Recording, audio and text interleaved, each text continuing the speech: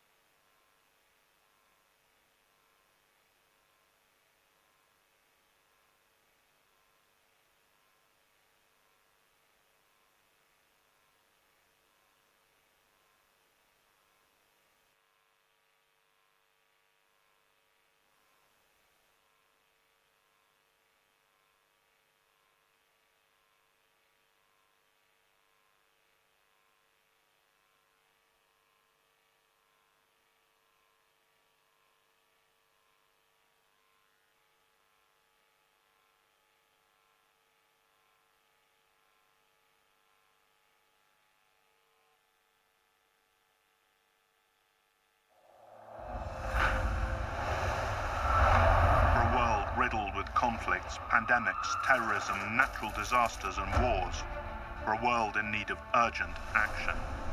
Our age of uncertainty is now fueled by yet another crisis, the crisis of truth. And establishing strategic communication is more urgent than ever, one that promotes stability, peace, resilience, and provides an alternative framework for data-driven and citizen-oriented communication in the public sphere, counter disinformation, hybrid threats, and cyber wars. The need for closer cooperation is crucial in every field, from diplomacy and defense to technology and intelligence. Much needs to be done to protect users in the digital landscape from fake news, hate speech, and black propaganda. Information wars pave the way for a hybrid understanding of national security and international relations and transform established strategic communication concepts. Ever-evolving threats deepen the need to reframe strategic communication policies. The International Strategic Communications Summit 2022 offers an innovative platform for states and citizens to discuss policies to better manage major crises in this age of post-truth. Stratcom for a fairer world. Dünya beşten büyüktür. Stratcom Summit is a global hub that connects international stakeholders in a strategic communication ecosystem to improve the quality of governance and public institutions. 7 Stratcom talks, 8 Stratcom panels, speakers from 22 countries, over 3,000 participants, government spokespersons, policymakers, campaign planners, key sector specialists, digital media experts. Stratcom Summit, December 2-3, 2022.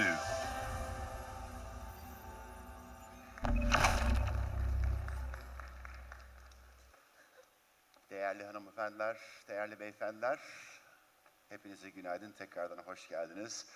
Yoğun ve dolu geçen bir günden sonra umarım biraz da olsa istirahat edebilmişsinizdir.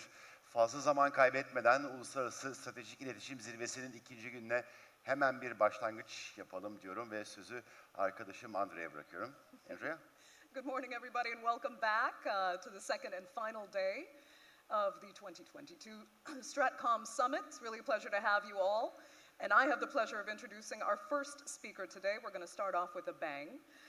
There's a lot to say about this man, but I'm going to keep it short. It is David Ryan Polgar. He is an expert on ways to improve social media and our information ecosystem. I think it's particularly relevant given the controversies over social media right now, not least because of the world's richest man. But he is also the founder of All Tech is Human and a member of TikTok's Content Advisory Council. Please welcome to the stage, David Ryan Polgar. Thank you. All right. Glad to be here. How's everyone doing this morning? I know we had a busy day yesterday. Round of applause if everyone's feeling good from yesterday. How's everyone feeling? Okay. We need some energy, right? I'm feeling a little jet lagged from my overnight flight from New York, but I will say I just downed some Turkish coffee, so I'm ready to go for the next 3 hours. We're going to have a good talk on ways to tackle thorny tech and society issues. We had a lot of discussion yesterday around the issues, the problems. It can be easy to feel pessimistic. I'm going to leave you, hopefully, by the end of our 20 minutes together, by feeling a sense of optimism that there's so many people who deeply care about these issues. So I want to just start off with a quick exercise. I want you to raise your hand if you think we have a problem with truth in the digital age, the spreading of misinformation, and its relationship with social media. So raise your hand if you think we have a problem with truth. Okay, so I see a lot of hands raised. Now I want you to put your hands down and now raise your hand if you think we have a viable, actionable solution to tackling this complex issue. Raise your hand if you feel comfortable that we have a solution. All right? I don't see many hands raised. This is my life's work, to change the difference between the two. We know we have a problem with information. We know that their information ecosystem is polluted and that its relationship with truth is fragmenting society across the globe. We know that there is a major threat to democracy with the rise of authoritarianism across the globe. But what we don't have is a cohesive movement to actually tackle these wicked problems. These problems work like a Rubik's Cube. You're probably familiar with the Rubik's Cube. In a lot of the discussions, we heard partial solutions. Maybe we need a law against misinformation. Well, that's complicated because if you're a tech company, you might get sued by one country. But in the United States, where I'm from, you have states like Florida and Texas that will sue a tech company if they take down the content. So effectively, you have a tech company that's getting sued for taking down the content and getting sued by another group for not taking down the content, and then hit from the middle by saying, who are you to define misinformation? This is a complex, thorny issue. But don't worry, I'm going to leave you with some level of hope, some level of optimism that we are switching stages right now from the problem stage to the solution stage. But really what this is going to take is a multi-stakeholder, multidisciplinary, and multiple perspective approach that weaves together civil society, government, industry, and academia. Because change doesn't just happen from one group. Change happens from within a system, from outside pressure, and then from reimagining our tech futures. In other words, on the stage behind us, we should have somebody from Twitter. We should have an academic researcher, a policymaker, an educator, because all of these issues are tied together. Very similar if we were trying to tackle crime in a major city. Nobody says, well, it's just about a law. It's just about law enforcement. You would say, well, maybe it's about the jobs. Maybe it's about the community, the cleanliness of the community. Maybe it's about law enforcement and our policies. We understand this as a complex, nuanced issue where we bring in all different stakeholder groups. We oftentimes do not do that for our tech issues. We wrongly approach the issue as if there's a silver bullet, as if we could just get one person, if only Elon Musk would do the right thing. Well, let's think about that current situation with Twitter. A lot of people are discussing this. One of the issues that I deal with, because I toggle between so many different groups, talking to policymakers, talking to trust and safety teams, talking to educators, talking to students. And there's a lot of misconception. Elon Musk describes Twitter as a public square. It can't be a public square. A public square has public scrutiny and oversight. In the United States, you would have your three co-equal branches of government that would make the laws, interpret the laws, and enforce the laws, thereby providing checks and balances. When you consolidate that under one group, you have the judge, jury, and executioner, which would be typical to democratically challenged countries. There's a name for what happens when one person has such a high concentration of power over what people can say, and I'll say it's not a democracy. So what we're going to talk about today is this need to have a cohesive movement. This is what I'm involved with. On my overnight flight here to Istanbul, I was leaving a gathering that we had in New York of 250 people, people from tech companies, people who are activists, people who had organizations. These groups do not usually commingle. And one of the reasons why they don't commingle is because they don't trust each other. Sometimes they hate each other. But my argument, where I think this is going, is that there is actually a connective tissue that binds us all together. So all of these different groups, they disagree. And they should disagree. This is the future of democracy. We never agree about democracy. We don't agree about solutions. We shouldn't. We should fight for our ideas. But if you go one layer deeper, what you'll notice is that there is actually an agreement. There's an agreement that the status quo, our current situation, is not sustainable.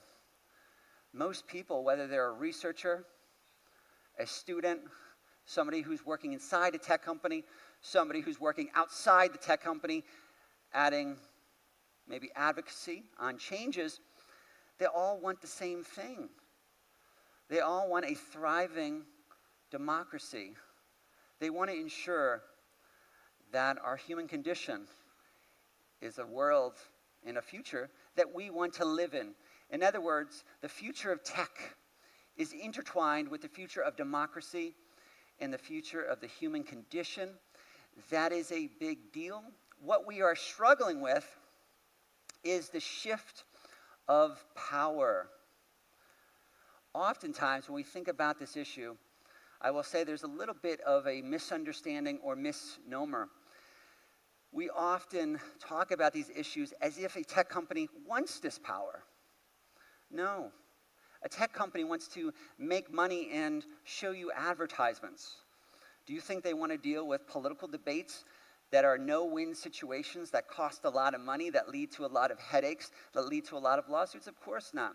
What's happened is as our squares, our public squares, as our communication has shifted from public squares that had scrutiny, that had a bureaucracy, that had checks and balances and accountability and transparency that we fought over for hundreds of years, it has shifted to privatized companies that are based on scalability and have an inherent business model. That's why we heard a lot of discussion yesterday around some of the inherent problems of this business model. But moving on, what I focus on is the next stage, is this idea that when we come together next year, we should be talking about the solutions. We should be talking about actually rolling up our proverbial sleeves and understanding each other. There's a line from an old movie with Paul Newman, Cool Hand Luke. It's also used in a clip from Guns N' Roses' song, and it says, "What we've got here is a failure to communicate." I think about that line because what we have here is a failure to have an interconnected sense of communication. Oftentimes we have gatherings and we use it in a unilateral form of communication. We say, here's what this group wants to do, and then they disseminate the ideas. That's not how the web works. Communication needs to be bidirectional. It needs to be intersectional and intertwined, just like a web. All of these different stakeholders should be talking to one another. And again, they disagree. They should disagree. But everything that we talk over these 2 days, how does that inform? How does that inspire? How does that affect change? If it just sits in a video on YouTube, then that's not reaching the full potential. How do all the great discussions from the last 2 days, how do they affect the trust and safety team at TikTok? How do they inform the policymaker? How do they inform curricula for education? All of these different parts are parts of the Rubik's Cube. So that's what we do at the nonprofit, All Tech is Human, that we run. We try to create this global nature that's multidisciplinary, multi-stakeholder, and weaves together multiple perspectives. Because we don't just need technologists. This is the time in life where we bring in the saints and the poets and the advocates and the designers. Because again, think about social media. We can think about it from the business model. So we bring in a type of person there. We think about its design and how it influences human behavior. As you heard about a talk yesterday, our different types of thinking, how we have our reactive state and we have our reflective state, our reptilian brain versus our owl type of brain. We need all different parts of this puzzle to come together. Didn't realize there'd be 2 videos, so you see a lot of me behind you. I'm giving you a helping hand. The point is that my own perspective, I'm coming about it from constantly talking to so many different groups. And what I always notice and what I want to share with you is that so much is being lost into communication, right? It's being lost in translation. Because you have the policymaker that's saying, why isn't this tech company doing more? As if this is just about caring. This isn't about caring. Tech companies aren't moving because there's no viable path forward. Like I said earlier, you're sued over here and you're sued over here for totally different reasons. Even in the United States, the political parties, Republicans and Democrats, dramatically disagree about the future of social media. It's a very complex topic. And then you talk to the tech companies and they're saying, well, wait a minute, what's the relationship with parents and allowing teens online? And then you talk to educators and they're saying, how come we don't have great education around digital citizenship and media literacy? Everybody is pointing the finger at someone else. We're in the finger-pointing stage as opposed to the handshaking stage of collaboration. But again, this isn't easy. This is not about agreement. We should disagree. The future of social media is just like our democracy, where we're supposed to weave together different ideas, to air grievances, to understand each other, to understand values and trade-offs. If I summarize and really get to the heart of the work that I do, it is about the massive distribution of power and ideas. And importantly, because it doesn't typically happen, we need to be agile and move at what I like to say, at the speed of tech. The issue that we constantly encounter, and this is why there's so much frustration on this issue, is that individuals feel left out of the process. Twitter, TikTok, Meta, they're not traditional companies anymore. They're still classified under the business structure of a company, but that's part of the problem that's going to be shifting over the coming years. Because the way that individuals on a platform relate to that platform is in a quasi-governmental fashion. They think, why doesn't this have some level of an appeals process, of recourse? I need to be heard. That's what you would have in an actual public square, where you could come in front of a court and they could determine to make sure that the laws are not arbitrary or capricious, that people are being treated in a similar fashion. You'll notice these are the issues that we've debated on social media over the last few years. But I come bearing good news. This is why I flew over here, is because we don't actually lack for the knowledge. We don't lack for the passion or the people. We have plenty of these ideas and people and passion. I get the privilege of being surrounded by thousands of people. We have over 4,000 people just on our Slack group all across the globe coming together, debating ideas. But what we don't typically do is inform all these different nodes. We segregate these nodes, and everyone is currently upset at each other because we're not sharing, which is kind of ironic because the future has been disrupted by the web, but we have not caught up to web together our people and ideas and to be agile and speedy, just like the web. This is what we talk about, this frustration people feel. There's a wide gulf or delta or difference between how fast tech innovation moves and how slow our consideration to that technology is going. In other words, technology is designed, developed, and deployed and arrives affecting people. And it affects communities that have no recourse. And they say, well, wait a minute, I'm impacted by social media, but I don't have some way to say this is my values.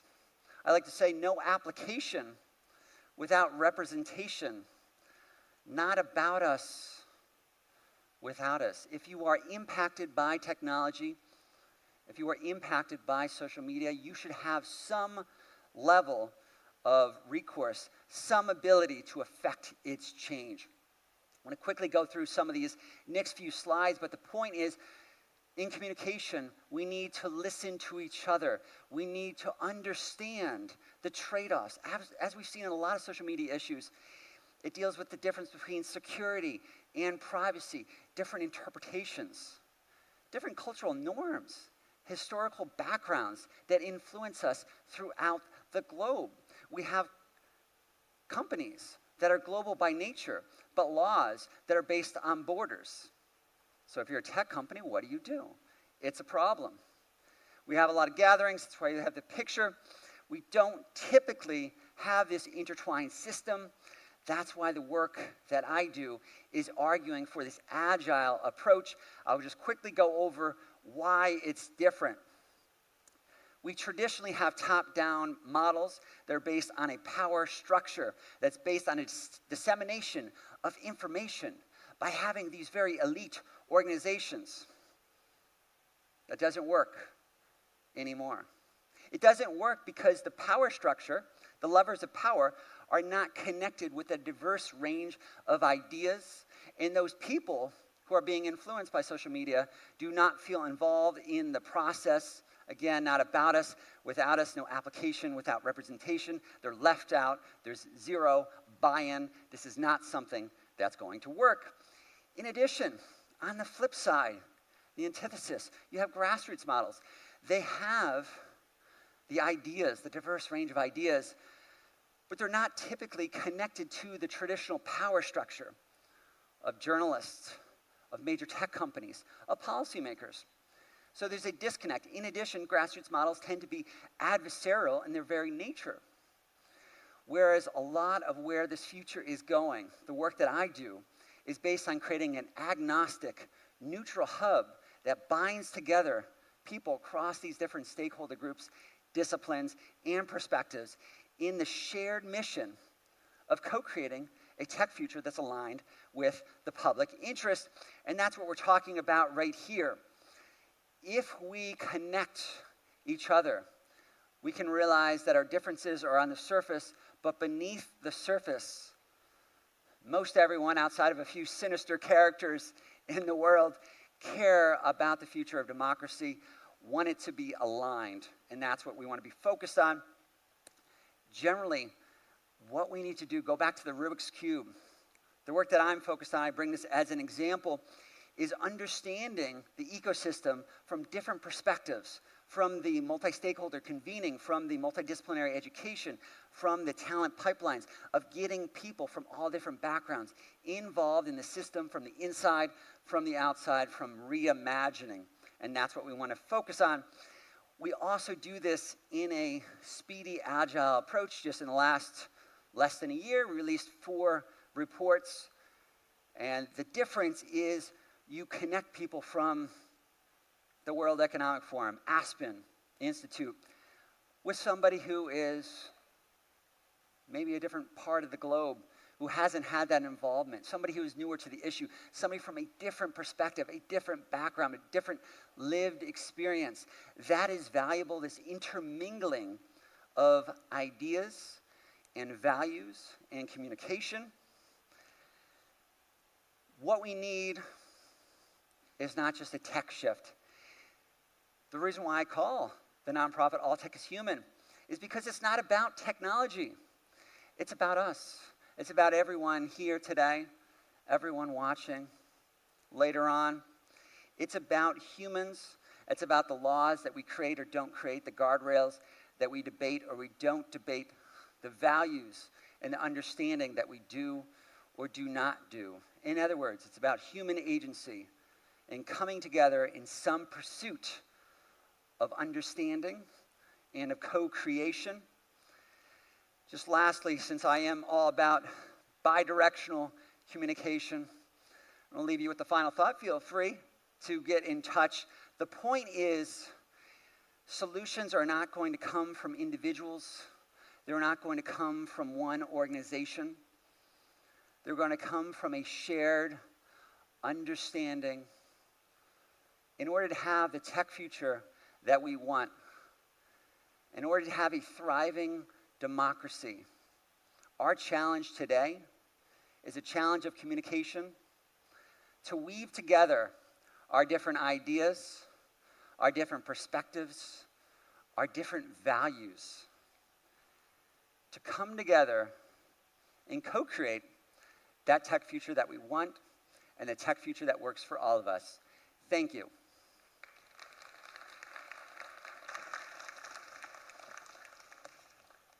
I can take that. Thank you very All right. much. Thank you.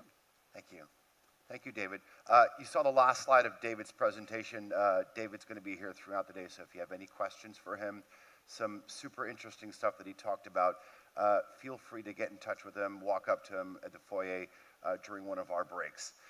One of the things that David talked about in his speech was the message being sort of lost in translation.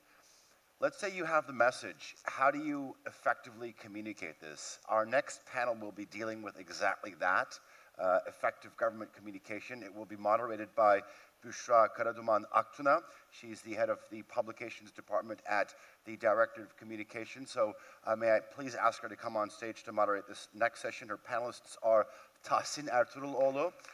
Mr. Ertuğruloğlu is the Minister of Foreign Affairs for the Turkish Republic of Northern Cyprus. Rinur Nuhiu is the advisor to the President of Kosovo.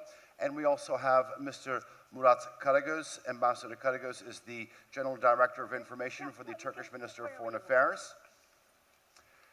You may realize that we actually have one seat that is empty. Mr. Nabil Abu Rudeyneh is the Palestinian Deputy Foreign Minister, or rather Prime Minister, as well as the Minister of Information. Unfortunately, Mr. Rudeyneh could not make it. He does send his apologies and wishes us a good summit. So just a small message that I'd like to pass on. Ms. Aktuna, the floor is yours. Thank you very much. Have a good session. Thank you so much.